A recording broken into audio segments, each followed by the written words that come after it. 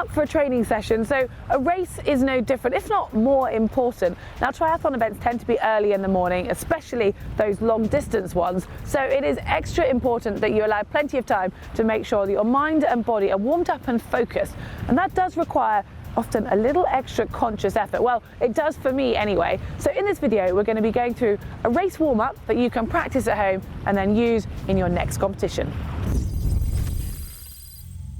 On the morning of a race, there is plenty to think about. Quite often you've got to rack your bike, you're trying to stick to your nutrition plan, you need to sort out your transition down, doing your final ablutions, the list goes on, and before you know it, you can end up running out of time, and quite often it's the warm-up that gets compromised. So just make sure you always allow plenty of time, and probably a bit more than you expect, so you can fit in all of your race day prep.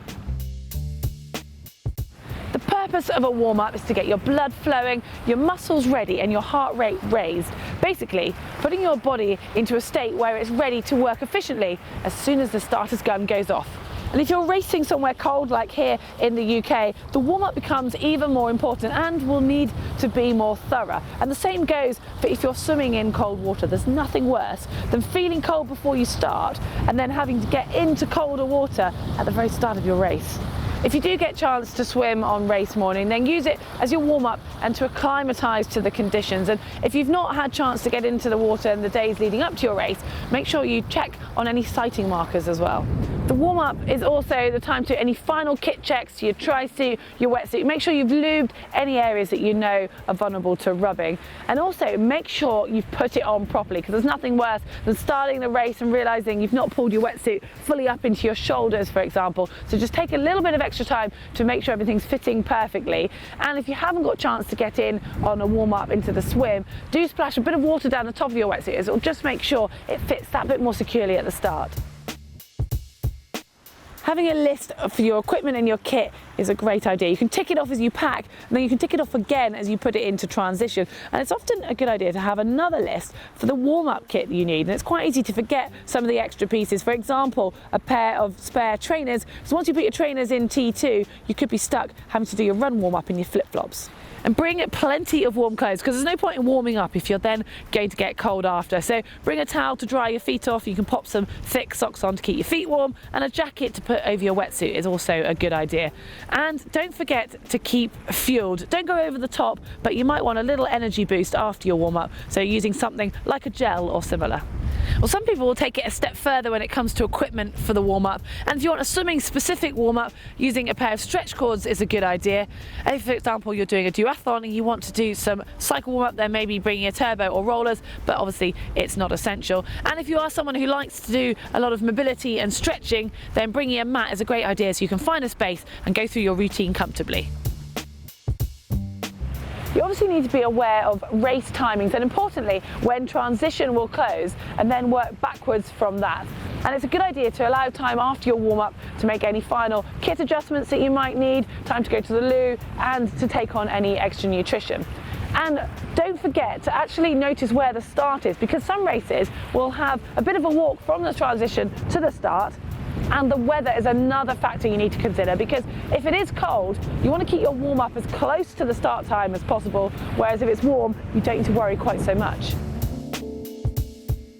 Okay, it is time to get warm. So onto the physical warm-up itself. And there are so many options, but in this video, we're going to keep it simple and give you the more common warm-up methods. Start with a 5 to 10 minute gentle jog. You can wear your tri-suit for this, and if it's cold, just add some extra layers on over the top. And then towards the end of that jog, want to add in some upper body movement. So some rotation, some arm swings, anything that helps raise that core temperature and gets your muscles and your joints a bit looser. And also add in some skips or some twists, as that will just help get that blood flowing a little bit more. Well, once you're feeling suitably warm and loose, come back to your base, and this is a great time to work on any areas that you know need specific attention. So if you've got a mat, it could be your time to do your mobility and activation work as well. And don't forget the mental side of preparation. So this could be a good moment to find yourself a little quiet area and visualize your race and go through exactly what you've got planned. If you don't have access to the water on race day and you've brought some stretch cords with you, now would be a good time to use them. So just find somewhere where you can attach them or get someone to hold them at about hip height, and you're going to go through the separate phases of the stroke. So try and do 10 pulls at the catch part, 10 mid pull, 10 at the back of your stroke, and then do 20 full stroke.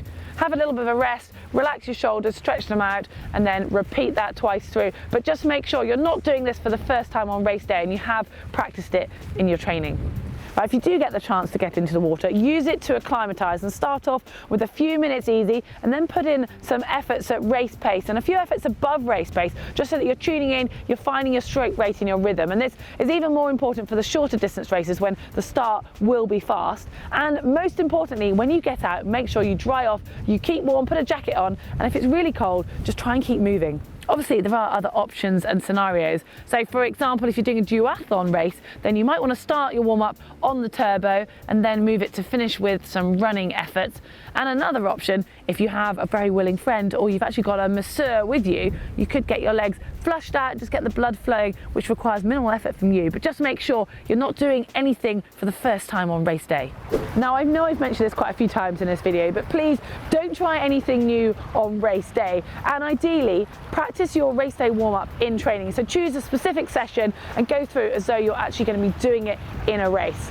And let us know how you warm up for your races. We would love to hear from you, so let us know in the comments section below. And if you've enjoyed this and you want to make sure you get all of our videos from GTN, hit the globe to subscribe.